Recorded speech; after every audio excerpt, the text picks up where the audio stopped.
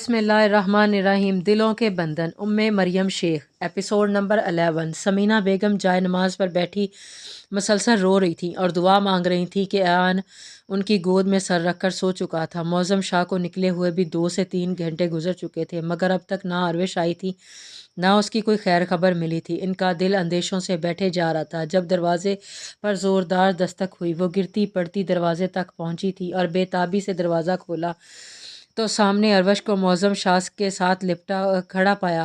عروش لپک کر ماں تک لپٹ گئی۔ عروش کے چہرے پر نشانات دیکھ کر سمینہ بیگم کے قدموں کے نیچے سے زمین نکل گئی۔ اس کی حالت ابتر ہو رہی تھی، وہ ہچکیوں سے رونے لگی۔ سمینہ نے اسے خود سے لپٹا لیا تھا، وہ خود بھی رو رہی تھی۔ آج کا دن انہوں نے کس اذیت میں گزارا تھا یہ وہی جانتی تھی۔ معظم شاہ بھی اندر چلا آیا تھا۔ اس نے پلٹ کر دروازہ بند کر دیا۔ وہ پشت پر ہاتھ باندھ کر بے تاثر چہرے کے ساتھ کھڑا تھا۔ اس نے بیٹھنے کی بھی زحمت گوارا نہیں کی تھی۔ اس کے چہرے سے یہ اندازہ لگانا ناممکن تھا کہ اس وقت وہ کس موڈ میں ہے۔ وہ دونوں ماں بیٹی مجرموں کی طرح سر جھکائے خاموش کھڑی تھیں۔ پھر شاہ نے خود ہی یہ خاموشی توڑی اور براہ راست عروش کو مخاطب کر کے پوچھا، حماد کون ہے اور وہ تمہیں کیسے جانتا ہے؟ یہاں تک نوبت کیسے پہنچی کہ وہ تمہیں اٹھا کر لے گیا؟ اس کا لہجہ دھیما مگر اس میں چٹانوں کی سی سختی تھی۔ سمینہ کو اس کی بات پر کرنٹ لگا۔ انہوں نے پہلے شاہ کو اور پھر عروش کو بے یقینی سے دیکھا، مگر عروش کی حالت شاہ کی کہی بات کو سچ ثابت کر رہی تھی۔ عروش نے جھجکتے ہوئے اریبہ کے گھر حماد سے ہونے والی پہلی ملاقات سے لے کر رشتہ بھیجنے سے انکار تک کی پوری کہانی دھیمی آواز میں اس کے گوشے گزار کر دی۔ سمینہ نے اپنا سر تھام لیا۔ شاہ نے ہنگار بھرا، خالہ جان میں نے کہا تھا نا آپ سے کہ اب عروش گھر سے باہر قدم نہیں نکالے گی۔ پھر یہ کس کی اجازت سے یہ گھر سے نکلی تھی؟ کیا سوچ کر آپ دونوں نے اپنی منمانی کی تھی؟ وہ بترا رہا تھا۔ سمینہ بیگم کے پاس اس کی بات کا کوئی جواب نہیں تھا۔ وہ نادم نظریں جھکائے گئی تھیں۔ آپ لوگوں پر میری بات کا اثر نہیں ہوا؟ میری عزت کا جنازہ نکال دیا آپ کی اس بیٹی نے، میری عزت 2 کوڑی کی کر دی میرے ملازموں کے سامنے۔ معظم شاہ شیرازی کی ہونے والی بیوی کو کسی نے اغوا کیا، پورا دن وہ اس کی قید میں گزار کر آئی ہے۔ میرا سر شرم سے جھکا دیا اس نے۔ دل کرتا ہے گولی مار دوں آپ کی لاڈلی کو، یا اس کی ٹانگیں توڑ کر ہمیشہ کے لیے گھر بٹھا دوں۔ کرب اور غصے کی ملی جلی کیفیت میں گھرا بری طرح تلملا رہا تھا۔ سمینہ بیگم نے دہل کر اس کی طرف دیکھا۔ اب مجھے آپ پر بالکل بھروسہ نہیں، مزید 1 منٹ کی بھی اب مہلت نہیں دوں گا۔ اسی وقت آپ لوگ میرے ساتھ چلیں گے۔ میری دی ہوئی ڈھیل کا بہت ناجائز فائدہ اٹھا لیا آپ دونوں نے۔ آج ہی میرے اور عروش کا نکاح ہوگا۔ شاہ نے پشت پر ہاتھ باندھے نفی میں سر ہلاتے ہوئے ایک لمحے میں اپنا فیصلہ سنایا اور عروش کے سینے سے ایک ہوک سی اٹھی۔ اس کے دل کی سرزمین پر پہلا قدم رکھنے والا میر سبکتگین تھا۔ عروش نے اس کی ہمراہی کے خواب بھی سجا لیے تھے، مگر اس کے خواب اتنی جلدی چکنا چور ہو جائیں گے وہ یہ نہیں جانتی تھی۔ سمینہ بیگم شاہ کے منہ سے نکلے الفاظوں پر ایک لمحے کے لیے ٹھٹری ضرور، مگر انہیں شاہ کے فیصلے پر کوئی اعتراض نہیں تھا۔ عروش کے ساتھ آج جو کچھ بھی ہوا وہ سننے کے بعد تو بالکل بھی نہیں۔ اس طرح سے عروش اور ایان کا مستقبل بھی محفوظ ہو جاتا۔ ویسے بھی ان میں شاہ کے فیصلے سے اختلاف کرنے کی جرات بھی نہیں تھی۔ وہ ہرگز نہیں چاہتی تھیں برسوں پہلے گزری کہانی پھر سے دہرائی جائے۔ ایک بار پھر ان سب پر کوئی قیامت ٹوٹ پڑے جس سے 3 خاندان تنکے کی طرح سے بکھر جائیں جن کی دوستی کی مثالیں دی جاتی تھیں۔ اگلے 1 گھنٹے میں وہ تینوں اپنے ضروری سامان کے ساتھ معظم شاہ کی گاڑی میں سوار اس کے نئے بنگلے میں شفٹ ہونے جا رہے تھے جو شاہ نے عروش کے لیے خریدا تھا۔ سمینہ بیگم اور عروش اور ایان تینوں بیک سیٹ پر بیٹھے ہوئے تھے۔ شاہ نے بیک ویو مرر سے ایک خفگی بھری نظر عروش پر ڈالی۔ اس کے چہرے پر زخموں کے نشانات دیکھ کر شاہ کو نئے سرے سے غصہ چڑھنے لگا۔ اب حماد کا وہ کیا حشر کرنے والا تھا یہ وہی جانتا تھا۔ آفس کی ٹائمنگ ختم ہونے گھنٹے گزر چکے تھے، پورا سٹاف جا چکا تھا، مگر وہ اب تک ایک ہی پوزیشن میں بیٹھا نہ جانے کس ادھیڑبن میں مصروف تھا۔ تبھی اس کا موبائل بج اٹھا۔ اس نے ٹیبل پر پڑا موبائل سے پر نظر ڈالی اور رانیہ کا نمبر دیکھ کر کال اٹینڈ کی۔ ہیلو بھائی، آپ اب تک گھر کیوں نہیں پہنچے؟ ہم سب ڈنر پر آپ کا ویٹ کر رہے ہیں۔ رانیہ بیٹا آپ لوگ ڈنر کریں، مجھے گھر پہنچنے میں دیر ہو جائے گی، اس نے آہستگی سے جواب دیا۔ بھائی اینی پرابلم؟ اس کی آواز کا بوجھل پن محسوس کر کے رانیہ نے استفادہ کیا۔ Every thing is all right, میں تھوڑا بیزی ہوں، کچھ دیر تک فری ہو کر گھر پہنچتا ہوں۔ اس نے इसने रानिया को टाल दिया था, लेकिन डैडी कितनी बार आपका पूछ चुके हैं। रानिया ने परेशानी से कहा, तो इन्हें खाना खिलाकर मेडिसिन दो, मैं घर पहुंचकर इनसे मिल लूँगा। मीर सबुक्तगीन के कहने के साथ ही कॉल डिस्कनेक्ट कर दी। मगर मुझे अरविश के साथ मिसबिहेव नहीं करना चाहिए था। वो जो कुछ भी बोल रही थी यकीनन झूठ नहीं बोल रही थी। मुझे इसकी कोई बात समझना चाहिए थी। मौज़म शाह जैसा शख्स जो हर किसी पर अपनी धौंस जमाना जानता है, हर बात में अपनी मर्जी करने का आदी हो, इसके लिए अरविश जैसी दब्बू लड़की को अपने इशारों पर चलाना कौन सा मुश्किल काम है। इसने अरविश को भी मजबूर किया होगा। मैं क्यों इससे बदगुमान हो गया। ना जाने वो मेरे बारे में क्या सोच रही होगी, और मेरी सोच इतनी सतही है। नहीं, मुझे इससे फ़ौरन कांटेक्ट करना चाहिए। मीर सबुक्तगीन दोनों हाथों की उंगलियां बालों में फंसाए सोच रहा था। मोबाइल उठाकर इसने अरविश को कॉल मिलाई। 2-3 बार ट्राई करने पर भी अरविश का नंबर ऑफ जा रहा था। इसका नंबर क्यों ऑफ जा रहा है, सोई तो नहीं होगी। कुछ सोचकर वो अपनी जैकेट, मोबाइल और कीज़ उठाए ऑफिस से बाहर निकल आया।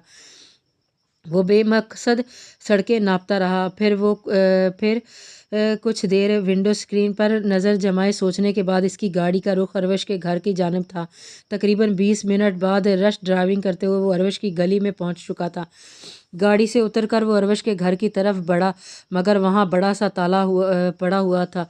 इसे मुंह चढ़ा रहा था। मीर सबुक्तगीन ने ताला हाथ में पकड़ा, इधर उधर नज़र दौड़ाई तो कुछ फासले पर एक खातून को गेट से झांकते देखकर इनकी तरफ चला आया, जो इसकी गाड़ी की आवाज़ सुनकर ही दरवाजे तक आई थी। आंटी, आपको क्या मालूम है कि वो लोग कहाँ गए हैं और कब तक वापस आ जाएंगे? बेटा, इनके घर पर तो 2-3 दिन से ताला लगा हुआ। वैसे तो ये लोग कभी कहीं नहीं गए, ऐसा पहली बार हुआ है। खातून ने तफसीली जवाब दिया। मीर सबुक्तगीन सर हिलाकर पलट गया। इस वक्त वो खुद को बहुत बेबस महसूस कर रहा था। इसी बेबसी में खुद को कोस रहा था कि इसे इतनी जल्दबाजी नहीं करनी चाहिए थी। अरविश, तुम कहाँ चली गई हो यार?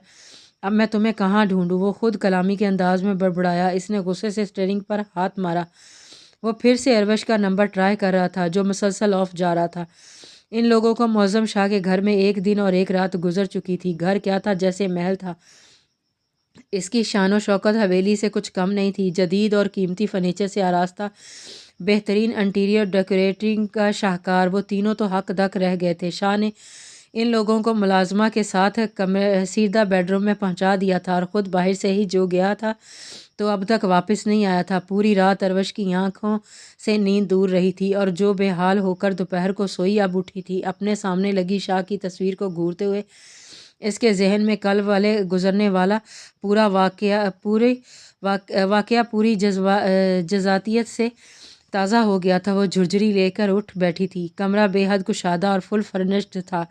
एक दीवार पर शाह की बड़ी सी तस्वीर लगी हुई थी। छोटा सा रूम फ्रिज भी मौजूद था। समीना बेगम सोफे पर अजनबी से अंदाज में बैठी किसी सोच में गुम थी। तभी अरविश ने इन्हें अपनी जानिब मतवज्जे किया। अम्मी, मुझे मौज़म शाह से शादी नहीं करनी। आप किसी भी तरह इन्हें रोक लें। मैं इससे निकाह के लिए बिल्कुल भी तैयार नहीं।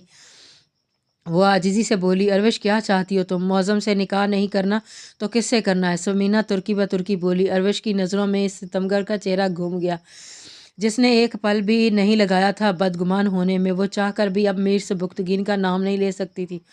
इसने खामोश नज़रों से माँ को तकती रही। इतनी रसवाई हो चुकी है, काफ़ी है। इससे ज़्यादा की मुतहम्मिल मैं नहीं हो सकती। मौज़म जो कुछ भी कर रहा है ठीक कर रहा है। कल जो कुछ भी हुआ है, इसने मुझे सर से पाँव तक हिला कर रख दिया। अगर मौज़म वक़्त पर नहीं पहुंचता तो क़यामत टूट पड़नी थी। शुक्र करो जो इसने तुम्हें बचा लिया। इस सब के बावजूद भी तुम्हें अपनाने के लिए तैयार है। समीना बेगम ने इसे अच्छी तरह से लड़ताड़ा था। अरविश लाजवाब सी होकर रह गई।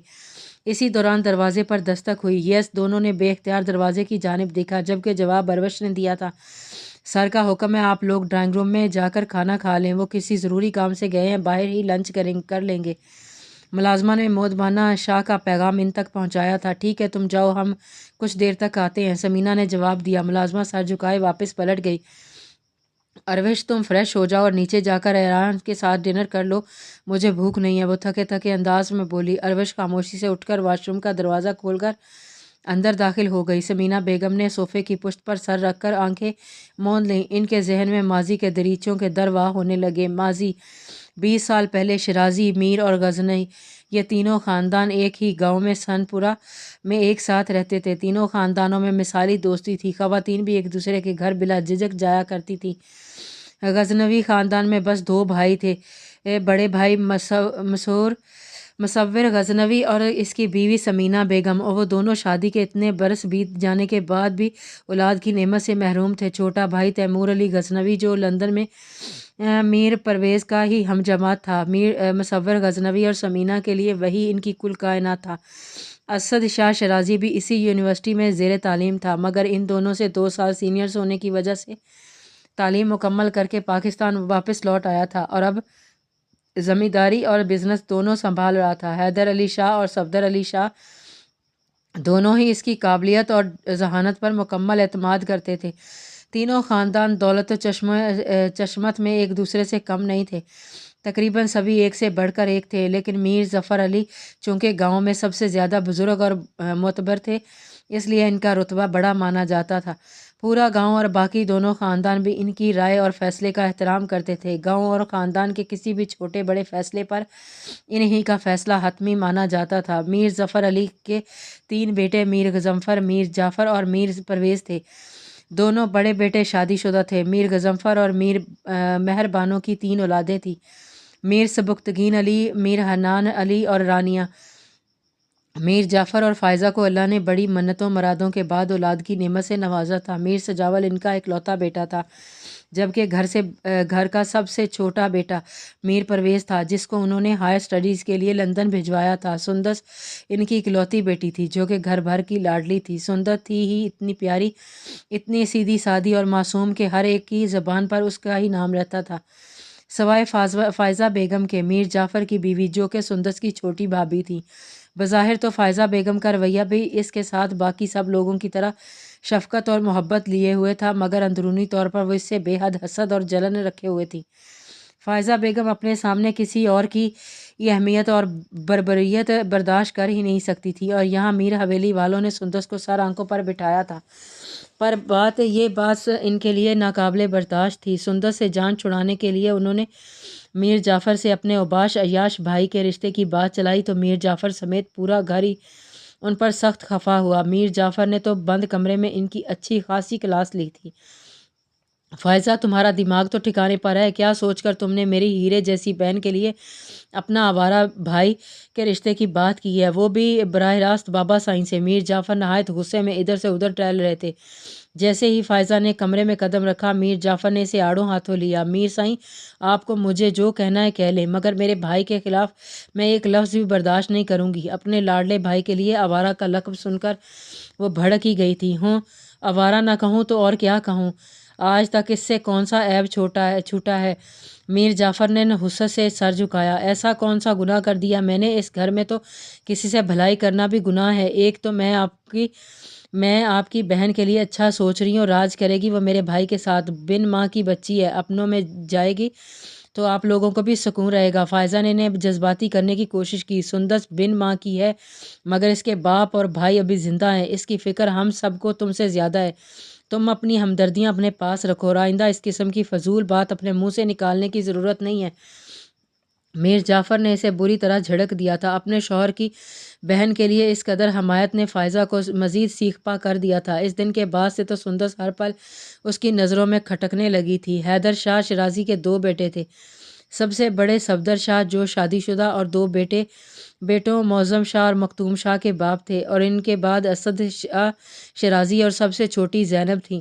اسد شاہ میں حیدر شاہ شیرازی اور صفدر شاہ کی جان تھی، وہ دونوں اس کی ہر جائز اور ناجائز بات پر حمایت کرنا اپنا فرض سمجھتے تھے، اور یہی وجہ تھی کہ اسد شاہ حد سے زیادہ خودسر اور ضدی تھا، اپنے مزاج کے خلاف ایک بات بھی سننا پسند نہیں کرتا تھا۔ حویلی کے مکینوں سے لے کر پورا کی عوام پر اس کی حکمرانی تھی۔ بی بی جان، جلدی کریں نا پلیز، دیکھیں شام ہونے لگی ہے، ہم اتنی دیر سے جائیں گے تو مزہ بھی نہیں آئے گا۔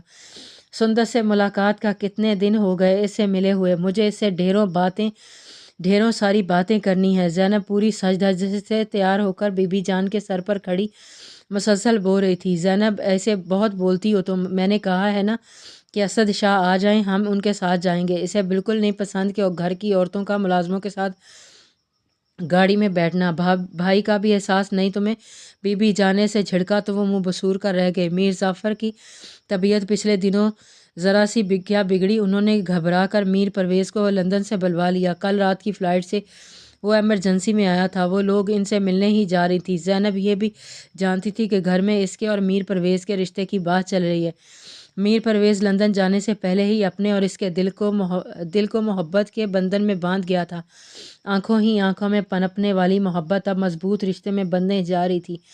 میر پرویز کے خاموش مگر واضح پیغام کو زینب نے پورے دل سے قبول کیا تھا۔ وہ بڑی بے صبری سے اس کی واپسی کا انتظار کر رہی تھی، مگر آج اس کی اچانک واپسی نے اس کے دل میں ہلچل مچا دی تھی۔